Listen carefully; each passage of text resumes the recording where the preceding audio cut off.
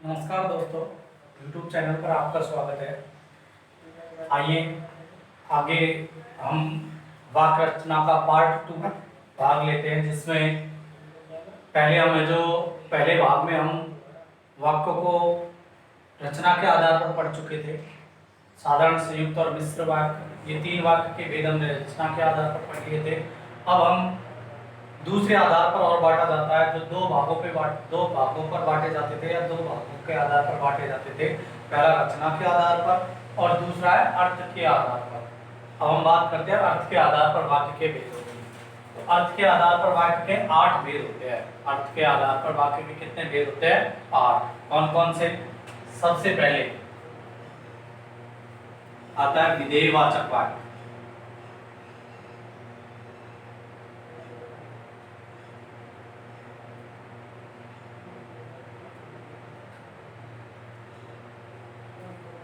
विधेयवाचक वाक्य अर्थ के आधार पर वाक्य के भेदों में पहले आता है विधेयवाचक वाक्य। देखो, विधेयवाचक वाक्य क्या होता है? जिस वाक्य में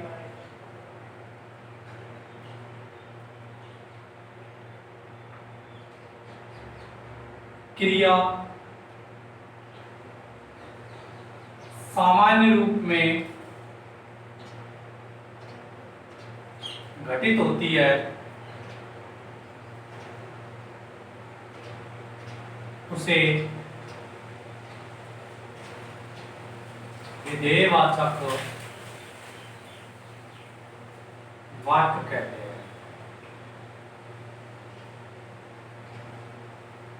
जिस वाक्य में क्रिया सामान्य रूप में घटित होती है, उसे हम विधेयवाचक वाक्य कहते हैं। जैसे क्रिया के सामान्य रूप का पता लगना चाहिए, बस कि क्रिया हो रही है और कोई ज्यादा अर्थ की प्राप्ति नहीं होगी बस। जैसे हवा चल रही है,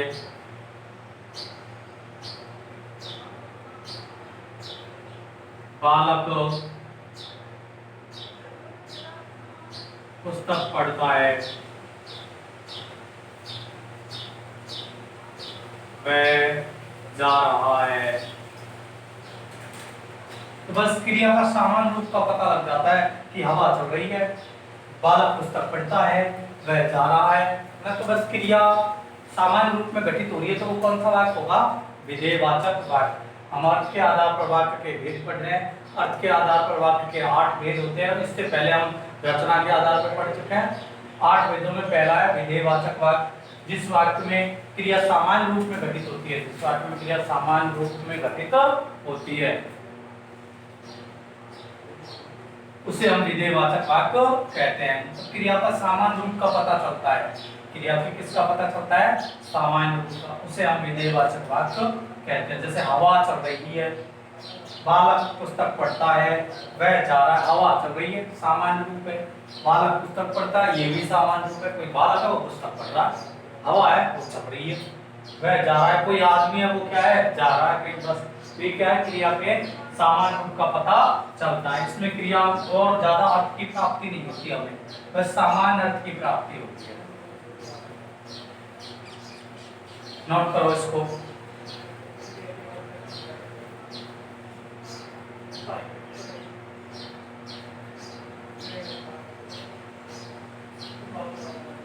आगे देखो,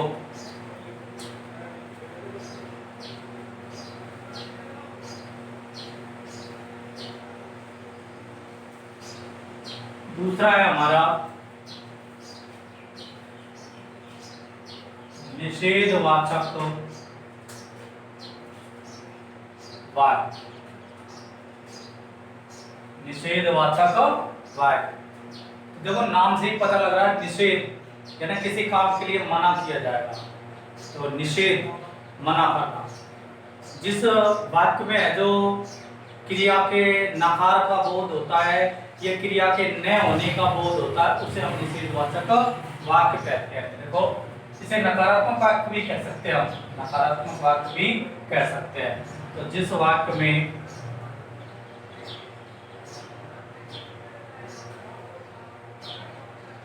क्रिया के न होने का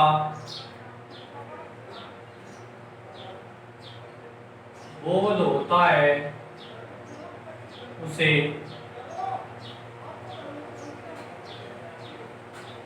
निषेधवाचक वाक्य कहते हैं। जिस वाक्य में क्रिया के न होने का बोध हो रहा है, ऐसा लग रहा है कि क्रिया नहीं हो रही है, क्रिया में निषेध आ रहा है, क्रिया को नहीं किया जा रहा है, तो उसे हम ऐसे निषेधवाचक वाक्य कहते हैं। इसका पता हमें न, ना, मत, नहीं ऐसे शब्दों से लगता है। अर्थात वाक्य में ऐसे शब्द मिलेंगे जैसे वह पुस्तक नहीं पढ़ता है, वह पुस्तक नहीं पढ़ता है, तो इसमें निषेध हो रहा है नहीं से, क्रिया के न होने का बोध है, नहीं पढ़ता है, पढ़ना क्रिया है तो आगे नहीं लगता, नहीं पढ़ता है। ज्यादा न बोला करो, ज्यादा न बोला करो, ये न क्या है, न, ज्यादा न बोला करो, न तो निषेध हो रहा है, बोलने की क्रिया का क्या हो रहा है, निषेध हो रहा है। झगड़ा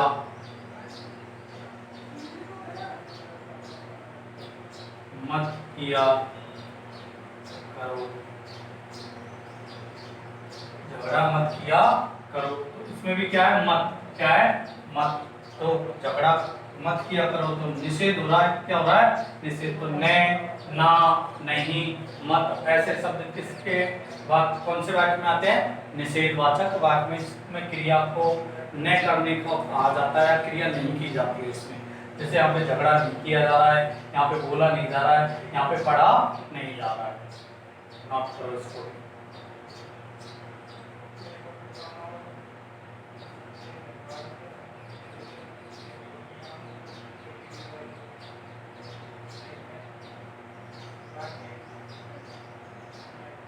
आगे देखो,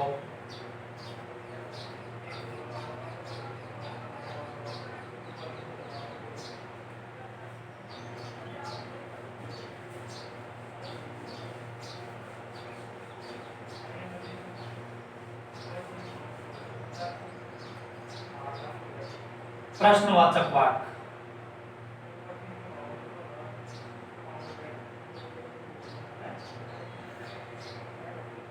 देखो प्रश्नवाचक वाक्य, तो जिस वाक्य में प्रश्न का बोध होता है या जिस वाक्य में प्रश्न किया जाता है उसे हम प्रश्नवाचक वाक्य कहते हैं। मतलब प्रश्न का बोध होना चाहिए, और प्रश्न का बोध आपको तो प्रश्नवाचक चिन्ह का भी पता है, ये प्रश्नवाचक चिन्ह होता है, अंत में ये चिन्ह हमें मिलेगा। और प्रश्न का बोध होगा क्या, कौन, कब, कहाँ, कैसे।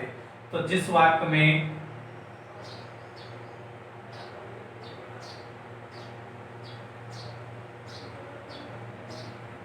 प्रश्न का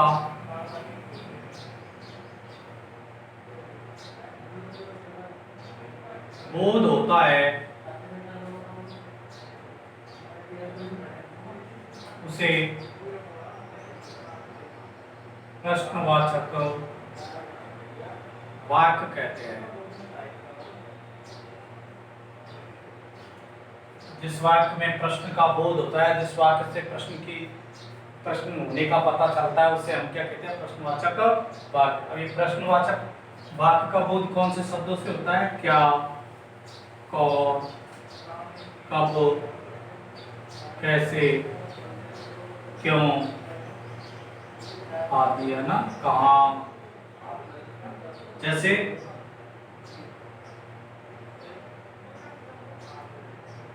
तुम क्या पढ़ते रहते हो, तुम क्या पढ़ते रहते हो, या तुम क्या पढ़ते हो, और अंत में प्रश्नवाचक चिन्ह होगा, क्या होगा, प्रश्नवाचक चिन्ह। तुम कौन हो, तुम कौन हो, ये क्या है, कौन से, क्या से, क्या हो रहा है, प्रश्न का बोध। वह कब आएगा, वह कब आएगा, ये क्या है, प्रश्नवाचक शब्द है। और लास्ट में क्या है, प्रश्नवाचक चिन्ह। सभी किसका बोध करा रहे हैं, प्रश्न होने का। इसी को हम क्या कहते हैं, प्रश्नवाचक वाक्य कहते हैं। देखो जिस वाक्य में प्रश्न का बोध होता है उसे प्रश्नवाचक वाक्य कहते हैं। ये प्रश्नवाचक वाक्य का बोध कौन से शब्दों से होगा, क्या, कौन, कब, कहाँ, कैसे, क्यों, है ना, इनसे, किस लिए। जैसे तुम क्या पढ़ते हो, अंत में प्रश्नवाचक चिन्ह दिखाई देगा हमें, तुम क्या पढ़ते हो, तुम कौन हो, तुम क्या हो, तुम कब आओगे, ये हमारा अंत में प्रश्नवाचक चिन्ह है, ये प्रश्नवाचक शब्द है। नोट करो इसको।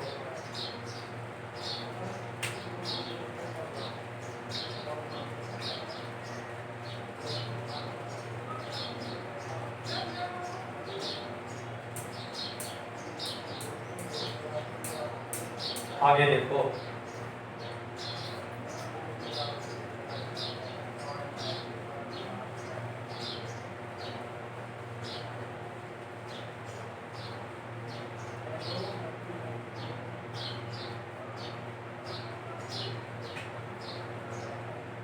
आज्ञा सूचक वाक्य।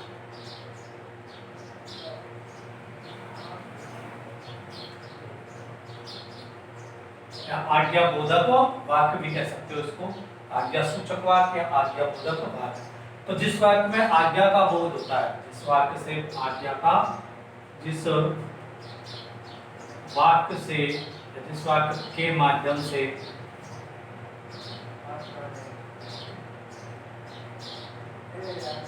आज्ञा का बोध होता है उसे आज्ञा सूचक वाक्य कहते हैं। तो आज्ञा दी जाती है, क्या दी जाती है, आज्ञा। कोई आदमी दूसरे व्यक्ति को आज्ञा देगा, यहाँ पे सलाह भी दे सकता है, क्या दे सकता है, सलाह भी दे सकता है। जैसे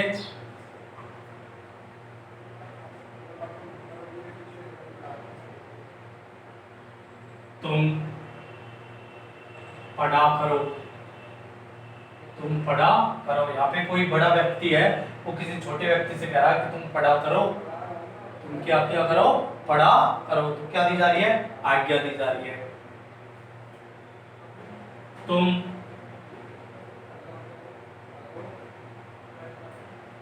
घर पर कम खेलो, तुम घर पर कम खेलो, कि घर पर तुम जो कम खेला करो, मतलब पढ़ने का भाव बताया जा रहा है, उसको पढ़ा कर तुम घर पर कम खेलो। तो एक अध्यापक के द्वारा एक विद्यार्थी को क्या दी जा रही है, आज्ञा दी जा रही है, तुम घर पर कम खेलो। और जैसे तुमको प्रतिदिन नहाना चाहिए। तो एक सलाह भी इसी के अंतर्गत आती है, या एक आज्ञा के रूप में भी मान सकते हैं इसको। तुमको प्रतिदिन नहाना चाहिए, तो एक सलाह दी जा रही है, या मैं कहूँ कि जो एक आज्ञा दी जा रही है, तुमको प्रतिदिन नहाना चाहिए। तो ये भी कैसा वाक्य, आपके आज्ञा सूचक वाक्य। तो जिस वाक्य के माध्यम से आज्ञा का बोध होता है उसे आज्ञा सूचक वाक्य कहते हैं। जैसे तुम पढ़ो, तुम पढ़ा करो ना, तुम पढ़ो ऐसे भी लिख सकते हो इसको, है ना। तुम घर पर कम खेलो, तुमको प्रतिदिन नहाना चाहिए। कर लो नोट इसको भी।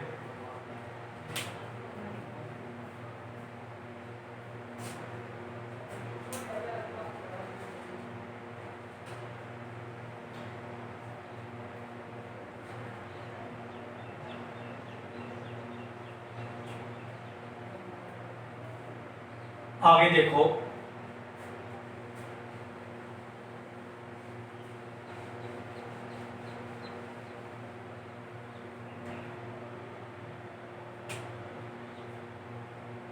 इच्छा सूचक वाक्य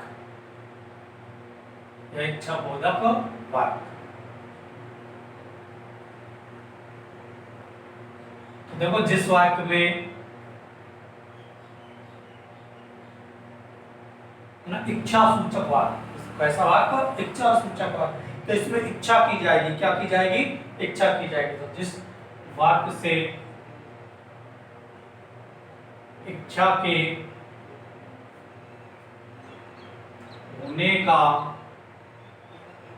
बोध होता है उसे इच्छा सूचक वाक्य कहते हैं। जिस वाक्य से इच्छा के होने का बोध होता है उसे हम क्या कहते हैं? इच्छा सूचक वाक्य। मतलब कोई इच्छा की जाएगी, जैसे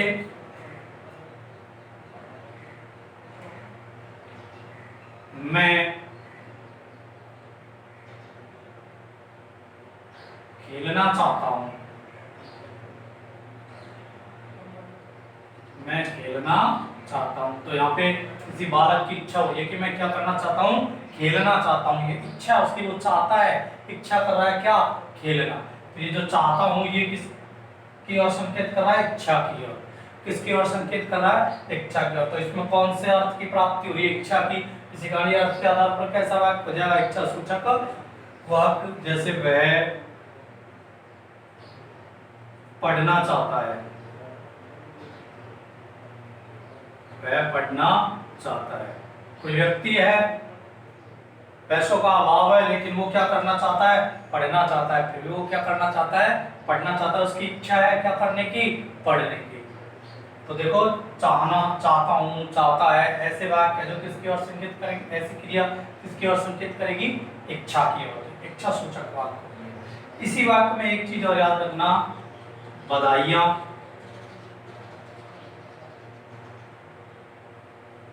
शुभकामनाएं, इसको नोट के रूप में डाल सकते हो आप चाहे। बधाइयां, शुभकामनाएं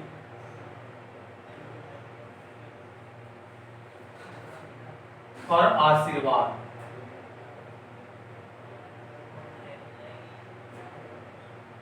बधाइयां, शुभकामनाएं और आशीर्वाद भी इच्छा सूचक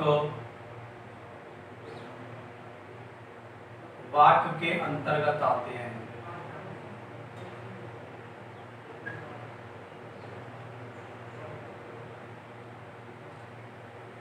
देखो, कोई बधाइयां दी जा रही हो, शुभकामनाएं दी जा रही हो, आशीर्वाद दिया जा रहा हो, वो भी किसके अंतर्गत आता है? इच्छा सूचक वाक्य के अंतर्गत। इसमें इच्छा तो होती है, साथ साथ बधाइयां, शुभकामनाएं और आशीर्वाद भी इच्छा सूचक वाक्य के अंतर्गत आते हैं। कैसे? देखो, जैसे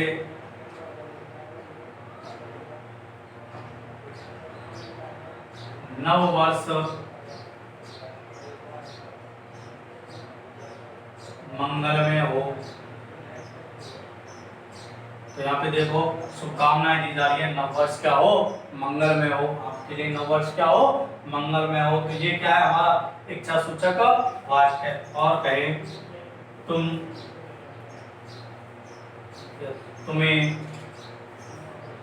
भगवान लंबी उम्र प्रदान करे, तुम्हें भगवान लंबी उम्र प्रदान करे। ये क्या है? आशीर्वाद है। तुझे भगवान लंबी उम्र प्रदान करे। तो ये आशीर्वाद भी किसके अंतर्गत आएगा? इच्छा सूचक वाक्य के अंतर्गत। नव वर्ष मंगलमय हो, ये शुभकामना, ये भी किसके अंतर्गत आएगा? इच्छा सूचक वाक्य के अंतर्गत। जैसे किसी की नौकरी लग जाए तो तेरी नौकरी लगने पर तुझे बधाई, या जन्मदिन की हार्दिक बधाई। जन्म दिन, तुम्हें जन्मदिन की हार्दिक बधाई। ये भी किस में आएगा? क्योंकि बधाई दी जा रही है जन्मदिन की, तो बधाइयां, शुभकामनाएं और आशीर्वाद ये किसके अंतर्गत आते हैं? इच्छा सूचक वाक्य के अंतर्गत। काफी महत्वपूर्ण चीज है, ये याद रखना है ना। इच्छा सूचक वाक्य का तो हमें पता होता है, चाहता हूं, चाहते हैं, इससे हम इच्छा का पता लगा लेते हैं। लेकिन ध्यान रखना, बधाइयां, शुभकामनाएं और आशीर्वाद भी इच्छा सूचक वाक्य के अंतर्गत आते हैं। नोट करो।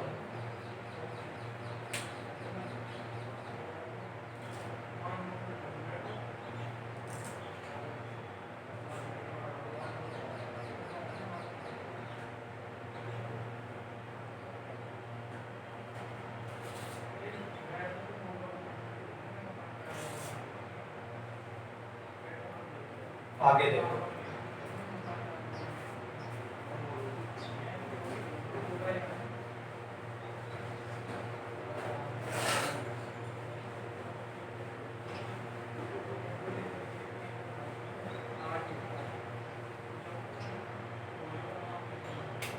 छठा वाक्य हमारे अर्थ के आधार पर संदेहवाचक वाक्य। संदेहवाचक वाक्य तो इसमें क्या है, संदेह की स्थिति होती है, पता नहीं है ऐसा हुआ है या नहीं हुआ, पता नहीं ऐसा होगा या नहीं होगा, तो संदेह की स्थिति होती है। किसकी स्थिति होती है? संदेह की स्थिति बनी होती है इस वाक्य में ना। तो जिस वाक्य से संदेह का बोध होता हो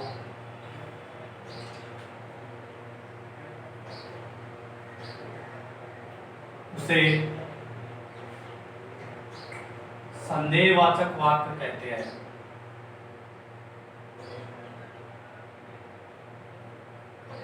संदेह का बोध होगा उसे हम क्या कहेंगे? संदेहवाचक वाक्य। कैसे? जैसे शायद आज वर्षा आएगी, शायद आज वर्षा आएगी। देखो यहाँ पे संदेह है, निश्चित पता नहीं है आएगी नहीं आएगी, लेकिन शायद लगा दिया, कौन सा शब्द लगा दिया?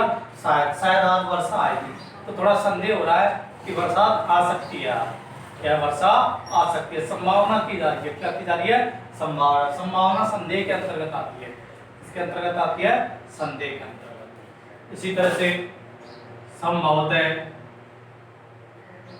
परीक्षा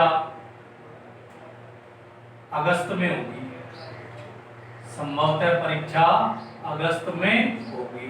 संभवतः पता नहीं अगस्त में होगी या नहीं होगी, लेकिन संभावना लगाई जा रही है, संदेह है कि शायद परीक्षा कब होगी? अगस्त में होगी। कब होगी? अगस्त में होगी। तो शायद, संभवतः ये संदेह की ओर संकेत करेंगे। किसकी ओर? जो संभावनाएं होती है वो संदेह की ओर संकेत करती है। शायद आज वर्षा आएगी, संभवतः परीक्षा अगस्त में होगी। तो शायद और संभवतः ये दोनों शब्द संदेह की स्थिति की ओर संकेत करेंगे। तो कौन सा वाक्य हो जाएगा? वो संदेहवाचक वाक्य। अगला सातवां, संकेतवाचक वाक्य।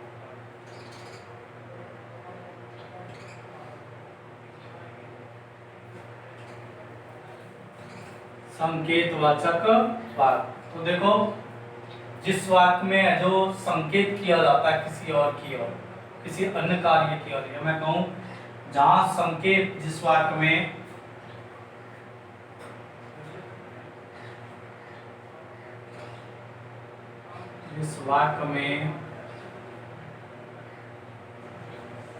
संकेत का बोध होता है,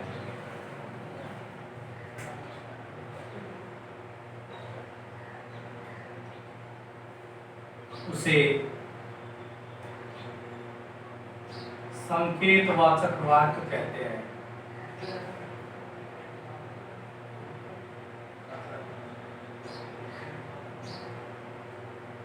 ना तो जिस वाक्य में संकेत किया जाएगा, किसी वाक्य में संकेत को इशारा किया जा रहा है किसी की ओर, तो उसे हम क्या कहेंगे? संकेतवाचक वाक्य कहेंगे। इसमें जो तो शब्द होता है वो संकेत करता है। जो आपके तो योजक शब्द है ये क्या करता है? संकेत करता है। जैसे मैं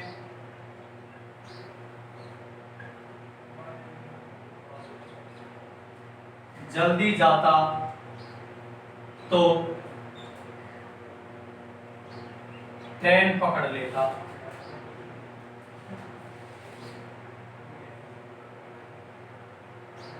मैं जल्दी जाता तो ट्रेन पकड़ लेता। तो यहाँ पे देखो, मैं जल्दी जाता संकेत करते हैं, मैं जल्दी जाता तो क्या?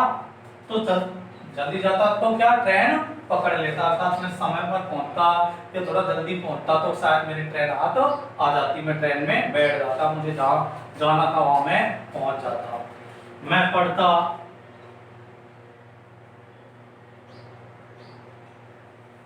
तो नौकरी लग जाता। मैं पढ़ता तो नौकरी लग जाता। मैं पढ़ता तो क्या? नौकरी लग जाता। तो यहाँ भी संकेत किया जा रहा है, मैं पढ़ता तो क्या? नौकरी लग जाता। तो ये तो शब्द है, ये किसकी और संकेत, ये किस चीज को दर्शाएगा? संकेत को दर्शाएगा। किसको दर्शाएगा? संकेत को। और इसी तो से हमें पता लग जाएगा वो कौन सा वाक्य होगा? संकेतवाचक वाक्य है ना। तो ये जो तो है वो संकेत की ओर संकेत करता है, या मैं कहूँ वो ऐसे वाक्य की ओर संकेत करता है जो संकेत करता हो किसी की तरफ। तो आपके संदेहवाचक वाक्य, संकेतवाचक वाक्य, आपके कुल है जो 7 वाक्य हो जाते हैं। और अर्थ के आधार पर हमारा वाक्य का अंतिम भेद है, 8वां भेद है आश्चर्य सूचक वाक्य। आश्चर्य सूचक वाक्य, आश्चर्य सूचक वाक्य। देखो जो वाक्य आश्चर्य की ओर संकेत करे, जिसमें ग्लानि, शोक और किसी विचित्र चीज को देख करके एक अचंभा सा होता है, उसे हम क्या कहते हैं? आश्चर्य कहते हैं। और वो किसके अंतर्गत आता है? आश्चर्य सूचक वाक्य के अंतर्गत। इसमें जो विस्मयादिबोधक चिन्ह होता है उसकी महत्वपूर्ण भूमिका होती है इस आश्चर्य सूचक वाक्य को पहचानने के लिए। विस्मयादिबोधक चिन्ह आपने देखा होगा कुछ इस प्रकार का होता है ना, ये हमें आश्चर्य सूचक वाक्य में मिलेगा। तो जिस वाक्य से या जिस वाक्य में आश्चर्य का बोध होता है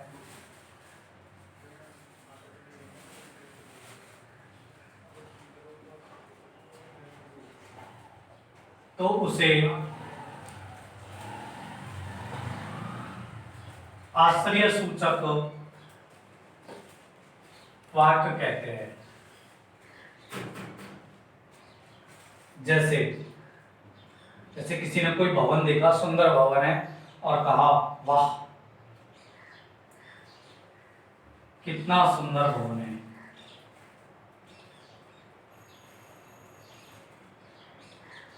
वाह कितना सुंदर भवन है। तो देखो यहाँ पे विस्मयादिबोधक चिन्ह भी है और वहां आश्चर्य भी प्रकट किया जा रहा है, वाह कितना सुंदर भवन है। इसके अलावा अरे